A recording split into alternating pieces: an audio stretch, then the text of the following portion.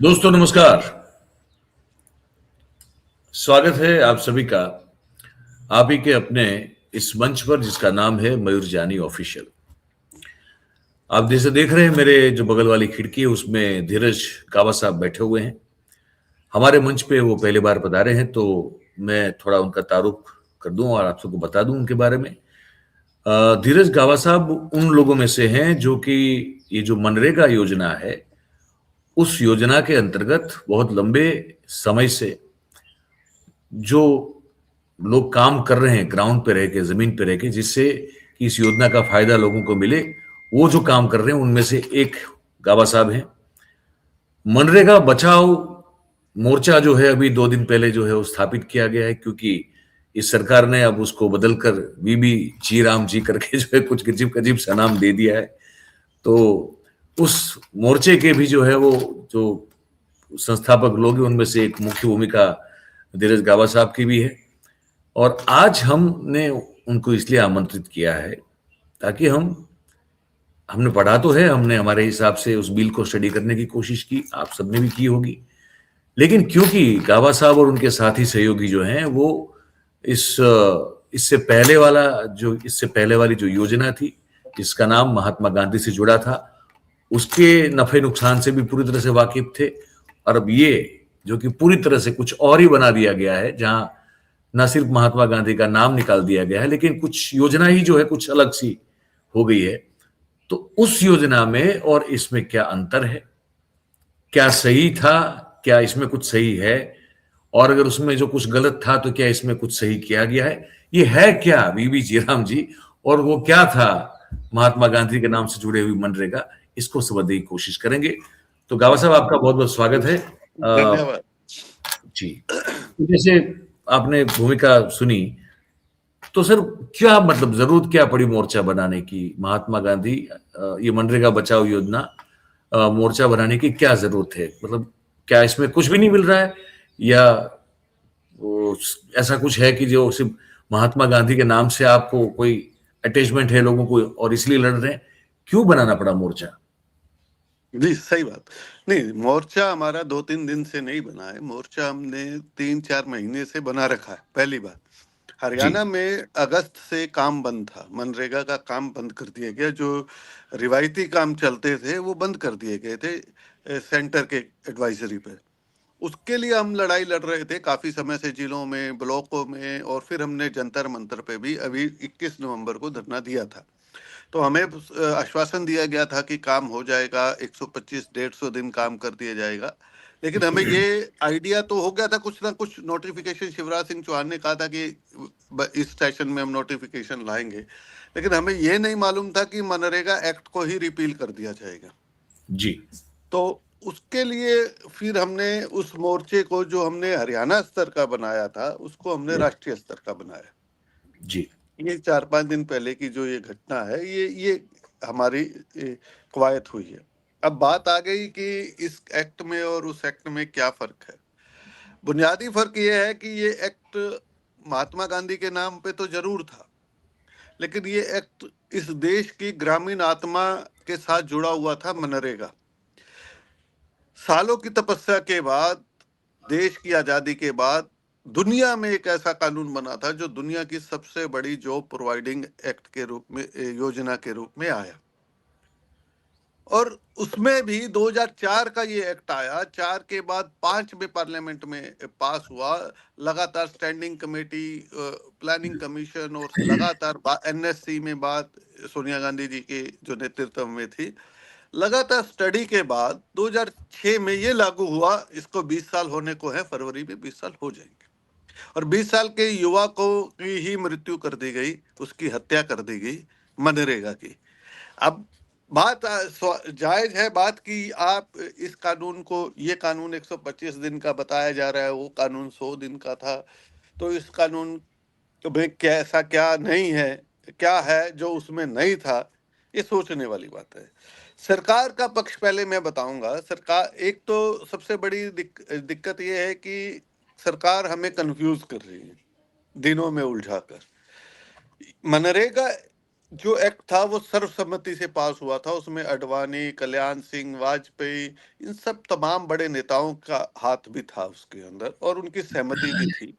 Unanimously पास था। और कल्याण सिंह उस वक्त स्टैंडिंग कमेटी के चेयरमैन थे। मैं इसलिए इनका जिक्र इसलिए कर रहा हूँ कि बीजेपी अगर ये सोचती है कि ये मनरेगा कांग्रेस ने गलत बनाया था, भ्रष्टाचार की देन था, या ये कहते कि आपकी विफलताओं का स्मारक था, जो ये प्रधानमंत्री जी, वो इसमें योगदान भाजपा का भी था। कल्याण सिंह जी ने ये कहा था उस टाइम की स्टैंडिंग कमेटी ने कि ये दुनिया का इससे बेहतर कानून हो ही नहीं सकता, और वाकई इससे बेहतर कानून हो ही नहीं सकता था, जिसको शिवराज सिंह ने, कृषि मंत्री ने हत्या की, जिसकी करवाई मोदी ने, लेकिन सिपे सलार थे शिवराज सिंह चौहान। अब बात आती है कि इस कानून में था क्या, और इस कानून ने जो मनरेगा में क्या था और इसमें क्या है। मेरा मूल प्रश्न ये है कि मनरेगा कानून 100 में न्यूनतम 100 दिन की गारंटी देता था, गारंटी की घोषणा करता था कि हम न्यूनतम 100 दिन का काम का अकुशल मजदूर को काम देंगे, ग्रामीण अकुशल मजदूर को। और ये क्या कह रहा है, हम 125 दिन से ज्यादा नहीं देंगे। समझ गए? अगर 125 दिन देने भी थे तो इस कानून में भी दिए जा सकते थे, क्योंकि वो न्यूनतम मजदूरी का कानून था, न्यूनतम दिनों का कानून था। पंजाब बिल्कुल। में रिसेंटली 150 दिन दिए बाढ़ की वजह से, या हिमाचल में घोषणा 150 दिन की है। लेकिन ऐसा क्या मजबूरी आ गई थी कि 125 दिन के लिए नया कानून लाना पड़ा? कानून में संशोधन हो सकता था, आपके पास बहुमत था, रिपील कर सकते थे तो संशोधन भी कर सकते थे। तो बिल्कुल। बात यह है कि ये समझने वाली बात है कि ये सरकार नहीं चाहती कि मजदूरों के हाथ में शक्ति है, ताकत है, उनको आर्थिक आजादी है। ये कानून 60 दिन की गारंटी देता है कि काम नहीं मिलेगा आपको, काम मैं की समझा गारंटी नहीं, नहीं देता। मैं समझा नहीं सर, आप रिपीट करें प्लीज। ये मेरे नया को कानून गलत। जो है, हाँ। वीबी ग्राम जी, वीबी जी। ग्राम जी जो नया कानून आया है, ये कानून 60 दिन की गारंटी देता है कि इन 60 दिनों में आपको काम नहीं मिलेगा। काम ना मिलने की गारंटी देता है, काम मिलने की गारंटी नहीं देता। वो कैसे सर? इस कानून में लिखा है कि कृषि के पीक सीजन में आप काम नहीं कर सकते। पीक सीजन क्या होगा? जब आप पैडी की सोइंग करेंगे, यानी जी। बिजाई करेंगे, और जब कटाई करेंगे, 4 महीने होते। हमारे यहाँ तो पैडी का सीजन 45 जी दिन जी का होता बिल्कुल। है, बिल्कुल। और 3 फसलों का टाइम होता है, कई बार 3 फसलें होती हैं। आप चाहते हैं, ये किसान आंदोलन से डरी सरकार ने कहा किसान और मजदूर की एकता ना बने, किसान और मजदूर की लड़ाई करा दी जाए। जब काम चलने का समय होगा कहेंगे कृषि का पीक ऑफ है, एक साल में 4 महीने तो पीक है, लेकिन कई जगह नोटिफाइड 3 फसलों का टाइम आता है, तो किसान कहेगा कि आपके एक्ट में तो लिखा है काम नहीं होगा, आप काम क्यों करवा रहे हैं? गांव में ही लड़ाई करवाने का एक बहुत अच्छा जरिया है मनरे, ये ग्राम जी। दूसरा कि इस देश में कि जो ग्रामीण क्षेत्र था वो जीडीपी के क्षेत्र में तरक्की कर रहा था। देश की जीडीपी, स्टेट की जीडीपी, जिले की जीडीपी, और एक गांव की जीडीपी, क्योंकि मनरेगा का पैसा आ रहा था। सरकार 100 के 100 रुपए स्किल्ड और अनस्किल्ड वेजेस के आपको दे रही थी, केंद्र सरकार। अब इन्होंने क्या किया कि 60-40 का रेशो लगा दिया। 60% केंद्र सरकार देगी, 40% स्टेट देगी। स्टेट के पास पहले पैसा नहीं है। किसी स्टेट को, गुजरात भी 3 लाख करोड़ का कर्जा है, महाराष्ट्र पर है, तमिलनाडु पर है, बिहार पर है, हरियाणा पर है, पंजाब पर है, वो पहले ही कर्जा बहुत ले चुके हैं। अब वो 40% क्यों खर्च करने लगे? जहां 1 रुपया खर्च नहीं हो रहा था तो ये एग्जीक्यूट नहीं हो रहा था। आपको मैं बताऊं, मैं 2017 में शायद गुजरात के चुनाव थे ना, जी 2016 में था जी। नवसारी में। नवसारी में हमने एक 10,000 लोगों का प्रोटेस्ट किया था मनरेगा का, और एक डबोई जगह है बड़ौदा के पास, जी आदिवासी एरिया है वहाँ, हलपति और ये ज्यादा होते हैं, तो जी। हलपत एक, तो वहां पर जॉब कार्ड ही नहीं बने थे लोगों के। बात सही है आपकी। मतलब अभी भी जो 25 करोड़ रजिस्टर्ड मजदूर है, 15 करोड़ रजिस्टर्ड है, जिनमें से 12.5 करोड़ ये एक्टिव कह रहे हैं, अभी भी हमारे देश के अंदर गुंजाइश है कि जॉब कार्ड नहीं बन रहे थे। अभी भी अब मैं कह रहा हूँ 3-4 करोड़ जॉब कार्ड और बनते, 5 करोड़, अगर ये ईमानदारी से काम करते, इंप्लीमेंट सही तरीके से करते, तो अब तो और भी काम खत्म हो गया। अब आपने 60-40 की रेशो लगा दी, स्टेट वैसे भी नहीं बनाएगा, जिनके हैं उन्हीं के रखेगा। नंबर एक बात। नंबर दो बात, स्टेट के पास जब पैसा नहीं है तो वो प्लान भी नहीं बनाएगा। नंबर तीन बात, वो वो कानून गारंटी देता था कि अगर आप काम नहीं मिलता 15 दिन में, बड़ा अच्छा कानून था ना। देखो इस देश के ग्रामीण क्षेत्र, उनकी सोच मैं देख के हैरान होता हूँ, क्योंकि मैंने जब काम शुरू किया नरेगा पे, लोगों में जाना शुरू किया, तो मैं देख रहा था कि प्रधान या सरपंच कह देते हैं, कई जगह फ्यूडल सोच के होते थे, तो वो काम नहीं जी चाहता था, है ना। अपर कास्ट और लोअर कास्ट का ज्यादा, इसमें दलित, आदिवासी, पिछड़ा वर्ग और छोटा सामान्य वर्ग का छोटा सीमांत किसान या कारीगर इसमें शामिल होता था, और सबसे ज्यादा महिलाएं शामिल होती थी। लेकिन आप काम बीडीओ से मांग सकते हैं, बीडीओ नहीं दे रहा तो डीसी से मांग सकते हैं, फिर भी ना मिले तो आप बेरोजगारी भत्ता, अगर आपको नहीं दे तो ट्रिब्यूनल था, ट्रिब्यूनल के बाद आप कोर्ट्स में जाकर बेरोजगारी भत्ता ले सकते थे पूरा। अगर 100 दिन का काम नहीं दिया तो 100 दिन के रोजगार के बराबर आप बेरोजगारी भत्ता ले सकते थे। उसकी अलग अलग पॉलिसीज है, टर्म कंडीशंस हैं, वो अलग चीज है। लेकिन इसमें क्या है, इन्होंने स्टेट पर छोड़ दिया, स्टेट पॉलिसी बनाएगा कि बेरोजगारी भत्ता कैसे देना है। ये तो बता दिया पिछले एक्ट से कि इतना नहीं होना चाहिए, इतना नहीं होना चाहिए, लेकिन ये नहीं बताया कि स्टेट कैसे देगा। स्टेट मजदूरी भी नहीं दे सकता, तो ये भी नहीं देगा। डिमांड ड्रिवन से ये सप्लाई ड्रिवन कर दिया। आपको ये कह दिया जाएगा इस स्टेट को इतने करोड़ रुपए में काम करना है, तो कैसे आप, यहाँ तो ये था ना, जितना मांगोगे उतना मिलेगा, नहीं मिलेगा तो बेरोजगारी भत्ता मिलेगा। अब डिमांड ड्रिवन से सप्लाई ड्रिवन हो गया, तो ये कैसे इंप्लीमेंट होगा।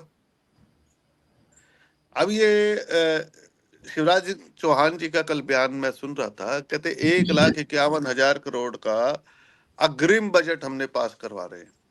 मतलब बजट आने से पहले ही बता दिया कि इतना बजट आएगा, मतलब ये अपने आप में राष्ट्रद्रोह है। बजट आप लीक नहीं कर सकते। देखिए इनकी सही बात। हिम्मत, है ना। तो अग्रिम बजट आएगा, तो मैंने कहा शिवराज जी से, अगर एक बात है कि आज की एवरेज लगाई जाए, 40 दिन का रोजगार मिल रहा है मोटा मोटा, 88 करोड़ रुपए खर्च हो रहा है, अभी भी पेमेंटें बकाया है, 88,000 करोड़ रुपए का बजट। यही कह रहे हैं शिवराज जी, उनकी जुबानी में बात कर रहा हूँ मैं, अपनी कुछ नहीं जी बता रहा। जी बिल्कुल। 267 रुपए एवरेज दिहाड़ी पड़ रही है। मतलब हरियाणा में 400 है, पंजाब में 350 है, कहीं 250 है, 200 है, मिला के 267 रुपए पूरे देश की एवरेज पड़ रही है।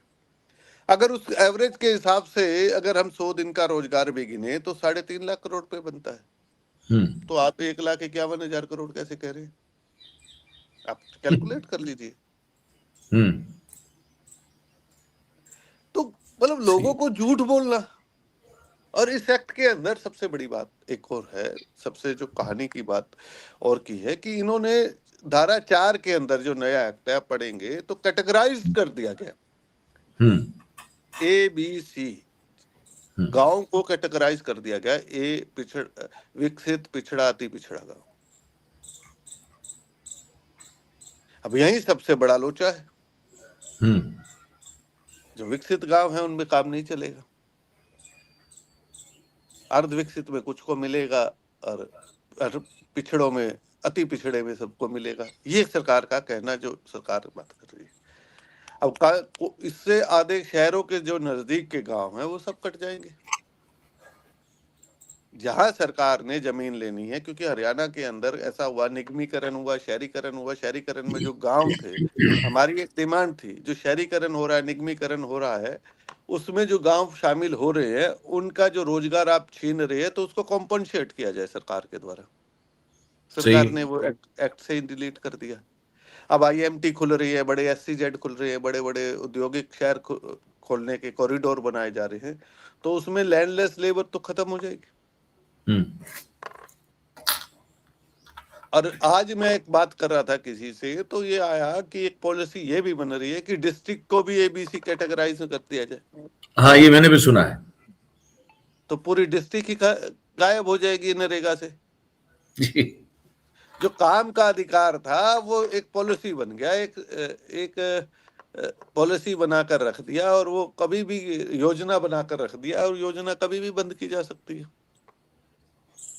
नहीं, पर आपका अधिकार। ये करने के पीछे क्या मतलब, क्या क्या हेतु क्या हो सकता है, गोल या एम क्या हो सकता है भाई? ये तो सरकार तो कहती है कि भाई हम तो एक तो एक आंकड़ा आपने दिया था सर, एक आंकड़ा दिया था, कुछ 21 करोड़ या कितने लोग थे, उनको तो गरीबी रेखा से बाहर निकाल दिया इन लोगों ने। तो ये तो भाई ढोल पीटती है कि हम तो गरीबों का मतलब गरीबी का उन्मूलन कर रहे हैं और गरीबों को जो है वो डेवलप करके जो है उनका आर्थिक उन्नति कर रहे हैं। तो ये देखो, क्यों सरकार ऐसा क्यों करेगी कि जो इस तरह की योजना पूरा हमारे हो जो जाए? सोचने में आ रहा है, कुछ राजनीतिक कारण है, कुछ आर्थिक कारण है, कुछ सामाजिक कारण। जैसे कि जैसे कि सामाजिक कारण एक ये है कि कहानी बताता हूँ, मैं अक्सर हर हर जगह ये बता रहा हूँ कि मैं जब नरेगा शुरू हुआ नहीं था, तब की बात है, 2003-4 की बात है। शहर से में गांव से एक जमींदार की लेडीज आती थी, उनकी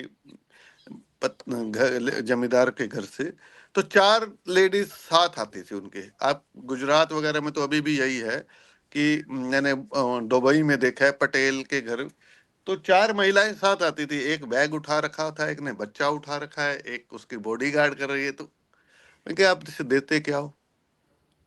कहते 500 रुपये महीना, 4 लोगों को 2000 रुपये में, 4, और सारा दिन घर की बंधुआ मजदूरी करते थे। डभोई में मैं था, एक गांव में पटेल के परिवार था, उसके घर 100 रुपये में दिहाड़ी पे सारा दिन लगे रहते थे। तो उससे जो आर्थिक आजादी जो दी महिलाओं को, सबसे बड़ा महिलाओं का सशक्तिकरण मनरेगा ने किया, वो एलीट वर्ग को रास नहीं आया। मजदूर अपनी नेगोशिएशन खुद कर रहा था कि मजदूरी हम मजदूर करते हैं, हमारे हम काम करेंगे, काम के पूरे दाम चाहिए। अच्छा, मैं बीच में रोक रहा हूं सर। इसमें क्या दिहाड़ी में मतलब जो मेहनताना जो देने की बात है रोजगार के तौर पे, उसमें कोई फर्क भी क्या तय किया गया है इसमें और पुरानी में, जो कोई फर्क है? ना, वो भी उस पे भी आ रहा हूँ। तो ये कहानी, क्योंकि अब वो नेगोशिएशन पावर इन्होंने 60 दिन पे रोक लगाकर मजदूरों की नेगोशिएशन पावर खत्म कर दी है। इससे उनसे एलीट वर्ग खुश कि हमें सस्ते बंधुआ मजदूर मिल जाएंगे, बंधुआ मजदूरी को बढ़ावा। राजनीतिक कारण ये हो सकता है कि भारत सबसे बड़ी फोर्स बनता जा रहा था लेबर की। मैं दुनिया में सबसे ज्यादा वर्कर अगर था तो भारत के पास है, स्किल्ड और अनस्किल्ड, और पढ़ा लिखा लेबर भी आईटी सेक्टर का। तो ये 30-40 करोड़ की जो अनस्किल्ड लेबर है, इनको स्किल, अगर चाइना को भी पता है और देशों को भी पता है कि भारत तरक्की श्रम से ही हो सकती है। चाइना की ताकत भी श्रम रहा है आज तक। जी। ये हाथ ही रहे हैं। जी। अब इन हाथों को कैसे काटा जाए कि भारत को रोका जाए? मोदी जी लाल आंख दिखाने तो जाते नहीं, नतमस्तक होने जाते हैं चाइना में, अमेरिका में। अभी भी ट्रंप जी की हाजिरी करे, शायद मेरी स्वीकार कर ले। तो भारत का एक ये राजनीतिक कारण है कि भारत को आर्थिक रूप से कमजोर करना, ये। और तीसरा नहीं, कारण जो है, पर जो हमें लग मैं रहा है, इसमें मेरा एक सब क्वेश्चन है सर। आपको ऐसा मतलब आप मतलब किस लॉजिक क्या उसके पीछे कि चलिए दुनिया भर के जो दूसरे देश है वो तो चाहेंगे कि भाई हम राजनीतिक रूप से कमजोर हों, लेकिन मोदी जी को उस प्रेशर में आने की जरूरत क्या है? वो क्यों आप अपने? जो उनके मित्र है ना, अडानी अंबानी जी, उनको सस्ती लेबर बंधुआ मजदूरी देनी है उनको। अच्छा। मित्रों हाँ, के ये लिए है। काम करना है, मित्रों के अच्छा। लिए काम करना है, मित्र का पेट पलना जरूरी है। उनके अच्छा, ये पेट बात। में रोटी आनी जरूरी है। एक तो ये कारण, और जी, दूसरा कारण जो सबसे बड़ा है कि बिहार चुनाव में हमने देखा, इन्होंने 10-10 हजार, बिहार का एक्सपेरिमेंट बहुत जबरदस्त इनका सफल हुआ। 10,000 रुपए इन्होंने डाले थे आजीविका मिशन में लोगों के खातों में, याद होगा आपको, दस बिल्कुल। दस हजार रुपए। वो 10-10 हजार रुपए डाले थे, तो पैसा तो हर बार चाहिए इनको। वो लोन का पैसा था, कर्जे का जी, पैसा था, जी। उसको वापस करना है। बिना स्किल दिए उन्होंने उनके खाते में डाल दिए। अब दिक्कत यह है कि जब वो वापस नहीं आएगा, लोग त्राही त्राही करेंगे, तो उसका कोई कारण, रीजन तो ढूंढना पड़ेगा ना। आगे यूपी के इलेक्शन आ रहे हैं, बड़ा स्टेट है, पंजाब के इलेक्शन आ रहे हैं, उत्तराखंड के इलेक्शन आ रहे हैं, और आपके गुजरात के इलेक्शन आ रहे हैं। तो क्या करेंगे ये, इतना फंड कहाँ से लाएंगे इन्होंने? आप इसके फुल फॉर्म देखा है ना, विकसित भारत, सुना है ना, जी, जी। Guarantee for rural employment and आजीविका मिशन ग्रामीण। मतलब शब्दावली भी देखो ना, ना हिंदी ना इंग्लिश, अरे पता सुनिए, नहीं क्या नामकरण में तो इनका कोई मुकाबला नहीं है। है ना। तो इसके ये अंदर आजीविका मिशन को जोड़ दिया गया। आजीविका मिशन क्या है? ये जो सेल्फ हेल्प ग्रुप वगैरह बनाते हैं, ठीक है। अब वो जो पैसा 1,51,000 करोड़ ये एडवांस में बता रहे हैं, हम्म, कहाँ कन्वर्ट होगा? यही हो जाएगा। समझ गए आप? अब जी, बहुत जी, सारी जी। चीजें हैं इसके अंदर, इतने सारे लूज पोल है। मैं अगर एक्ट की एक एक चीज पे बात करने लगूं, इसलिए हमने कहा कि मनरेगा बचाओ मोर्चा, हमें अधिकार चाहिए, भीख नहीं चाहिए। बड़ी बड़ी सही बात कही आपने सर, बड़ी सही बात कही। मुझे लगता है कि काफी काफी चीजों को आपने खोल के रख दिया हमारे दर्शकों के लिए। अच्छा, कोई आप मेरे ख्याल से मोर्चा जो आपने अभी जो ये मतलब ये मनरेगा बचाओ मोर्चा है, हम्म। वो कोई देशव्यापी मेरे ख्याल से कोई उनतीस आवेदन तारीख को 29 तारीख को हमने ज्ञापन देने का काम किया है, और उसके किस बाद आने हम वाली 29 को, उनतीस, आने वाली हाँ, 29 जनवरी को, हाँ, राष्ट्रपति के नाम ज्ञापन दे रहे हैं। और जी, काफी जिलों में जहां जहां हमारे साथी जुड़े हैं, हम उनके साथ काम कर रहे हैं। उसके बाद हम दिल्ली कूच का एक तैयारी करने लगे हैं। 29 दिसंबर को हम ज्ञापन देंगे, चेतावनी देंगे सरकार को, सरकार मान जाए, इसको रिपील करे, मनरेगा को वापस लागू करे, और मजबूती के साथ लागू करे। ये देश की रीढ़ की हड्डी बन चुका है मनरेगा। अधिकारों का हनन सहन नहीं होगा। और आपने एक सवाल पूछा था मजदूरी का। जी। अभी तक तो 267 रुपए मजदूरी फिक्स की है। हम्म, और इस एक्ट के अंदर लिखा हुआ है कि जब तक सेंट्रलाइज, जो सेंटर की एम्प्लॉयमेंट काउंसिल बैठेगी, वो जो रेट तय करेगी, वो यूनिवर्सल होगा, मतलब सार्वभौम होगा पूरे देश में, वो होगा। तब तक मनरेगा की दरें यानी मनरेगा अभी भी चाहिए उनको, उनकी दरें एज इट इज लागू रहेंगी। हम्म। तो ये जो सुनने में आ रहा है कि एवरेज 267 या 300 के करीब ये रहेगी, जिसमें कुछ हरियाणा पंजाब जैसे स्टेटों को बहुत नुकसान होने वाला है। हम्म। क्या ये अ, उन मानक अंकों या तो जो पैरामीटर है उनसे वो मेल खाता है जिसमें इंटरनेशनल स्टैंडर्ड्स के अगर हम देखें नहीं कि नहीं नहीं, वो अभी वो मेल नहीं खा पाएगा इसका, वो मेल नहीं खा पाएगा। वो अच्छा, मेल, तो हम तो 800 रुपये मजदूरी मांग रहे हैं, ये 600 भी कर दे तो भी बड़ी बात है, महंगाई क्योंकि के तीन दौर में। 300 रुपए में आज पर डे क्या होता है हमको तो, हम सब मैं लोग देख आपको रहे हैं बता रहा हूँ, कि मैंने आपको अभी बताया कि 267 रुपए के हिसाब से 12 करोड़ लोगों का 100 दिन का रोजगार अगर मिले, तो 3 लाख करोड़ से ऊपर बजट बनता है मजदूरी का। उसके जी, बाद कंटेंजेंसी है, और चीजें, मटेरियल का खर्चा है, स्किल लेबर का खर्चा है, वो सारे छोड़ दीजिए अभी। समझ गए? अगर अगर 300 रुपये होगा तो वो कितना बढ़ जाएगा? आप देख लीजिए, मतलब हाँ, गणित मेरा कमजोर है लेकिन फिर भी बहुत बढ़ जाएगा, इतना समझ में आ रहा है मुझे। हाँ। तो काम तो मतलब यही चीजें हैं कि पहले क्या होता था, काम मांगते थे, उसके बाद बजट रिवाइज होता रहता था, उस हिसाब से आपको काम मिलता था। अब आपका बजट नोटिफाई हो जाएगा कि इस एरिया में काम चलेगा, इसमें नहीं चलेगा, इतने बजट में काम करना है, तो आप देख लीजिए कितना काम होगा।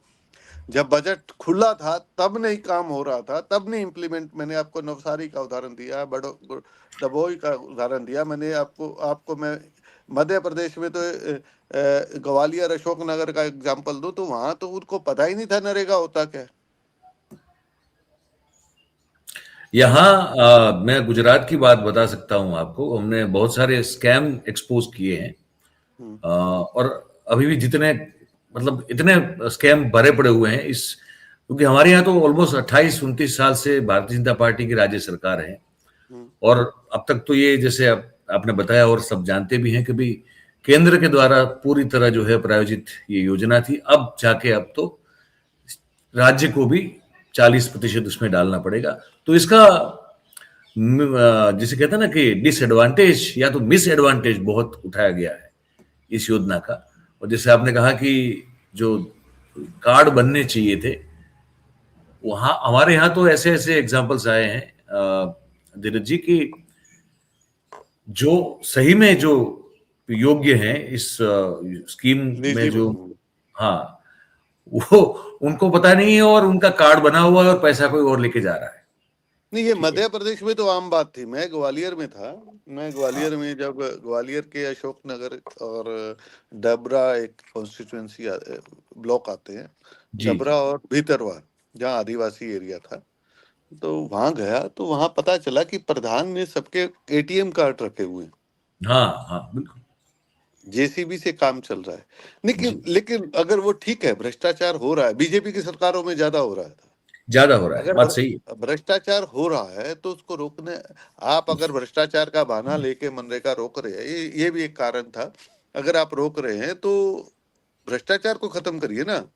हाँ, एक बात तो स्कूल यही का है। एक स्कूल का टीचर अगर गलत कर रहा है, भ्रष्ट है, तो आप स्कूल थोड़ी बंद कर देंगे, बच्चों को सजा थोड़ी देंगे। फिर करप्शन रोकिए, आप योजना को क्यों रोक रहे हैं? आप सरकार है ना, तो सरकार का काम योजना को सुचारू रूप से चलाना है, चलाना है, ना कि बंद करना। आगे बंद करना है। तो ये तो देखिए, ये एक अलग चीजें हैं। ये इस बारे में हमने पंजाब में भी मटेरियल के खर्चे का ऐसा तो हमने पकड़ा था फतेहगढ़ साहब सरहंद के साथ के गांव के अंदर। उन्होंने एक ही गांव के सीमेंट बजरी के बिल बना रखे, धर्मशाला के ना पता नहीं किस किस के नाम बना रखे थे, और एक ही अकाउंट था। हम गांव गांव में गए, क्या आपकी पौंड वॉल बनी है? कहते नहीं। आपके घर ये सड़क यहाँ से इस घर से इस घर तक बनी है? मैंने, कहते नहीं, ये देख लीजिए आप। मैं कहा इतने लाख का बिल है, क्योंकि नेट पे यार था। यहाँ यहाँ यहाँ सर इतने ऐसे तालाब कागज पे बनाए गए हैं। हम्म। तालाब खोदने होते हैं ना, वो तालाब बनाने मैं का भी समझ होता गया, है। समझ गया। तभी तो इन्होंने ये काम बंद किए हैं। दिक्कत ये है कि शिवराज सिंह चौहान बार बार कह रहे हैं कि मिट्टी डालने, मिट्टी का काम। भैया, मिट्टी के काम से ही तो काम मिलता था इनको। इकोनॉमिक्स में, अर्थशास्त्र में तो साफ है कि जब पूंजी एक तरफ इकट्ठी हो जाएगी तो बाजार में कुछ मजदूरों को काम दिया जाएगा, खड्डा खुदवा के खड्डा बंद करवाया जाएगा, और वो उससे क्या रोटेशन, मार्केट में रोटेशन चलेगा, और उससे इकोनॉमी आगे अर्थव्यवस्था बढ़ता आगे बढ़ेगी। चलता रहेगा। है ना? ये है ना केन्स थ्योरी। तो आपने तो वो थ्योरी उसको भी खत्म कर दिया कि ये है, इसको बंद कर दो। अब एक और इसमें दिक्कत है कि एक प्रधानमंत्री गति शक्ति योजना, जी। अब उसमें क्या है, ट्रांसपोर्ट के काम है सारे, रोडवेज का, उसका जो हमें डर अब सता रहा है उसके अंदर, क्योंकि अभी क्लियर कट है नहीं, लेकिन हमें जो एफसीआई के गोडाउन में पल्लेदार काम करते हैं, लेबर काम करती है, जो रेलवे पे जो सामान ढोने उतारने का काम करते हैं, जी। जो शिपिंग में करते हैं, पोर्ट्स में जो काम करते हैं, उनको इसके साथ गति शक्ति भारत की वो योजना इनके साथ जोड़ के ये ना दिखा दे कि हमने नरेगा में इतना बजट। उनका बजट सेपरेट बनता है, बिल्कुल। और दुनिया को ये दिखा दे 1,51,000 करोड़ हमने तो उसमें खर्च कर दिए। हाँ, मतलब ये है सर इनका तरीका विकसित भारत बनाने का, और हाँ, हाँ। आत्मनिर्भर भारत बनाना है। और क्योंकि ठेकेदार रोड का काम NH1 बन रहे हैं, उनके ऊपर तो वैसे भी लेबर जो लग रही है उसको नरेगा में एंटर कर कर आप बजट को यूटिलाइज कर लेना। वो बजट वैसे भी दूसरी स्कीम्स के थ्रू देना था। बाकी बजट राम नाम जपना, राम के नाम पे पराया माल अपना। उम्मीद करते हैं सर कि आप जो संघर्ष करने जा रहे हैं उसमें आपको सफलता मिले, क्योंकि मैं इसलिए कह रहा हूं क्योंकि देश के जो इतने सारे अनस्किल्ड हमारे श्रमिक भाई और बहन हैं, उनके भले के लिए आप लोग लड़ने जा रहे हैं। तो मैं उम्मीद करता हूं, मेरी सही शुभकामनाएं है, हैं। आपके माध्यम से मैं फिर आपके श्रोताओं को और दर्शकों को ये कहना चाहूंगा कि 29 तारीख को आप भी इस कानून के खिलाफ राष्ट्रपति के नाम ज्ञापन दें और ज्ञापन देकर ये कहें कि मनरेगा को पुनः लागू किया जाए और इस कानून को रिपील किया जाए। ये देश विरोधी है, ये जन विरोधी है, ये श्रमिक विरोधी कानून है, इनको जल्दी से रद्द किया जाए। बिल्कुल 29 तारीख। बिल्कुल। हम आपने सुना धीरज जी को, और मैं भी जो है आप सबको ये आह्वान करता हूं, जितने भी हमारे दर्शक हमारे परिवार के हैं, और इस बात को बड़ी गंभीरता से लिया जाए और सिर्फ आप सुने ही नहीं या आप तक न रखें, इसको अपने आसपास के लोगों तक भी पहुंचाए। ये जागरूकता फैलाना बहुत जरूरी है। और सोच के देखिए कि अगर एक साथ 20, 30, 40 करोड़ लोग अगर जो है वो जो साल में अगर 100 दिन भी काम मिलता था या 70 दिन भी मिलता था, अगर वो भी बंद हो गया तो स्थिति क्या होगी, थोड़ा आप सोचिए देखिए। तो इसलिए इसको बिल्कुल गंभीरता से लेना पड़ेगा। और धीरज जी ने जो कहा वो मुझे लगता है कि एक तरह से बहुत बड़ा रेड फ्लैग है अगर ये स्थिति को संभाला नहीं गया तो। सोशियो पॉलिटिकली, इकोनॉमिकली, तीनों तरीके से बड़ा रेड फ्लैग सामने दिख रहा है अभी। धीरज जी बहुत बहुत धन्यवाद, आपने इस बात को जो है हमारे दर्शकों तक रखा। Thank you very much sir. और आप सब दर्शकों का भी हम जो है आह्वान करेंगे, अपील करेंगे कि ये बातचीत को फैलाए, बात को, इस मैसेज को फैलाए लोगों तक। और सब्सक्राइब करें, ये तो हम हमेशा कहते हैं। चैनल अगर नहीं किया अब तक तो इस मंच को सब्सक्राइब कर लें। बहुत बहुत धन्यवाद sir. Thank you very much. Thank you. नमस्कार सर।